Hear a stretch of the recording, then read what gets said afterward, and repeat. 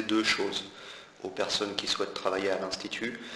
Un premier type de contrat qui est un contrat en heures supplémentaires qui permet à des professeurs qui ont déjà un premier emploi, un premier employeur, une école, une université, une école privée, voire un employeur d'un domaine qui n'a rien à voir avec l'enseignement, de travailler pour l'Institut. L'Institut, dans ce cas, devient son employeur secondaire. L'enseignant est limité en termes de nombre d'heures qu'il peut réaliser par semaine, mais la limitation est quand même assez large.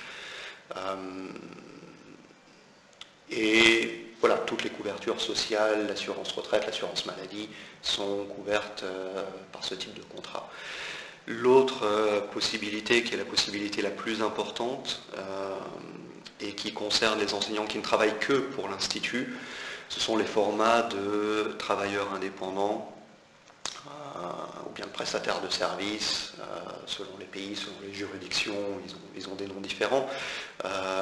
Chaque professeur sous ce type de contrat, sous ce type de manière de travailler, finalement, est d'une certaine façon le directeur de sa propre petite entreprise. Il n'est plus l'employé de l'Institut, mais l'Institut est un client de l'enseignant.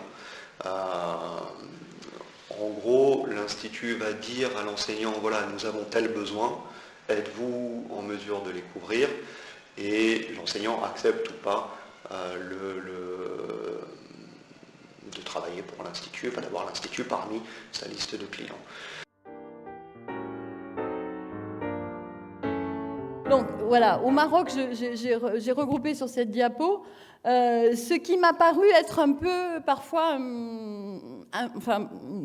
manquant dans les profils que j'ai pu être amenée à accueillir, à rencontrer. Et, bon, il m'a été donné aussi de participer à certaines commissions de recrutement. C'est vrai qu'on est très preneur d'enseignants qui ont déjà une expérience en FOS, ou français professionnel, particulièrement dans les pays du Maghreb, dans le domaine du français sur objectif universitaire, qui est extrêmement important étant donné le contexte de l'enseignement supérieur où tous les enseignements scientifiques se font en français, alors que l'enseignement primaire et secondaire est entièrement en arabe. Donc on a besoin de travailler cette rupture entre le secondaire et l'arabe, cette rupture linguistique, et pas seulement pédagogique.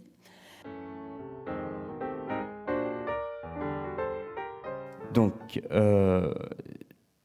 je vais vous présenter le programme des bourses FLE, dont je m'occupe plus particulièrement au ministère, sachant qu'on est une équipe de 8 personnes pour le français, en contact avec tous les attachés de coopération et les conseillers de coopération et d'action culturelle que vous a très bien présenté Claude Cortier à l'instant. Donc on travaille avec eux, chaque rédacteur a un continent. Pour ma part, c'est les Amériques, les deux, et les Caraïbes. Et en plus de cela, donc, des dossiers thématiques dans lesquels on gère des programmes qui sont parfois en interministériel, comme les assistants de langue, ou parfois uniquement pilotés par le ministère, comme les boursiers FLE. Donc j'y viens. C'est un programme qui a fêté ses 20 ans cette année. Il est, alors, pour être plus précis, il est mis en œuvre par Campus France, mais géré en fait par le ministère des Affaires étrangères et du Développement international. Campus France est notre opérateur, mais sur ce programme, il est gestionnaire. Bon, c'est un petit peu compliqué. Mais c'est eux en fait qui vont s'occuper du suivi logistique quotidien, qui vont verser les allocations mensuelles, qui vont s'occuper du billet d'avion, de l'assurance, qui sont vraiment très présents, et y compris quand il y a des situations de crise. Mais alors là, ils nous appellent très vite, et nous, on appelle le centre de crise et de soutien, mais rassurez-vous, ça n'arrivera pas, j'espère. Et puis il y a aussi un réseau qu'on ne voit pas, parce qu'il n'est pas français. C'est un réseau complémentaire qu'on cherche à développer au ministère, c'est le réseau bilingue, des écoles bilingues, donc sur programme local, mais qui propose des filières francophones. Voilà, ça c'est un petit peu l'avenir et ce sur quoi nous avons basé notre stratégie et notamment on a cherché à positionner, à vous positionner dessus. Les étudiants de FLE sont très appréciés dans la coopération pour aller justement effectuer des missions au sein de ces établissements bilingues pour développer également le label France Éducation, qui est un label d'excellence pour ce type de filière. Quelles sont les qualités qu'on recherche pour ce type de stage au ministère?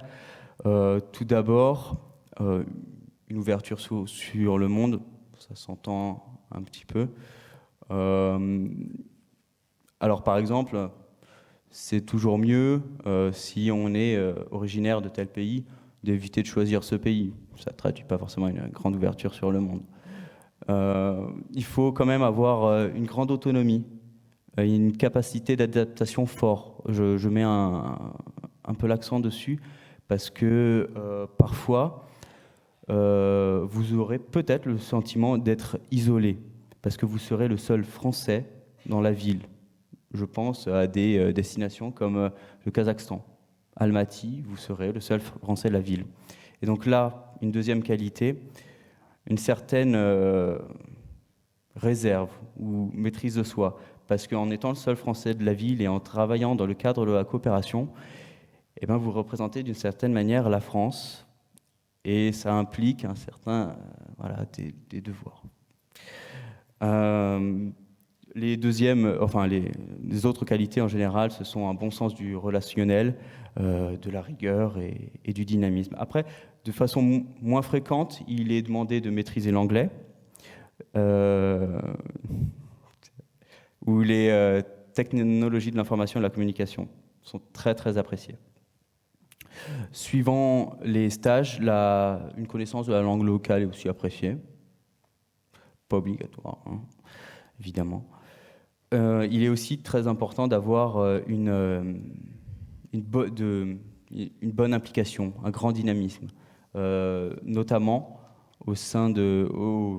lors des temps forts de la coopération en matière de français, que sont par exemple le mois de la francophonie, ou alors lors de l'organisation de festivals pendant le printemps des poètes, par exemple.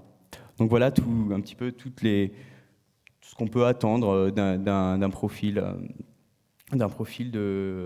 d'étudiants FLE prêt pour la mobilité au sein du réseau culturel, parce qu'en retour, quand même, c'est une très très très belle expérience, hein, outre la découverte de pays, de cultures, de langues étrangères. Hein, certains reviennent avec...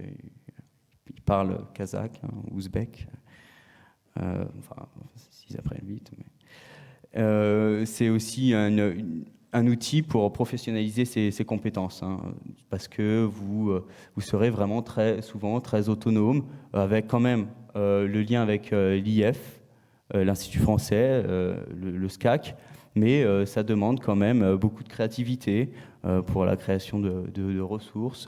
Par exemple, il faut être un petit peu dégourdi. Et bon, je pense que vous l'êtes tous. Hein.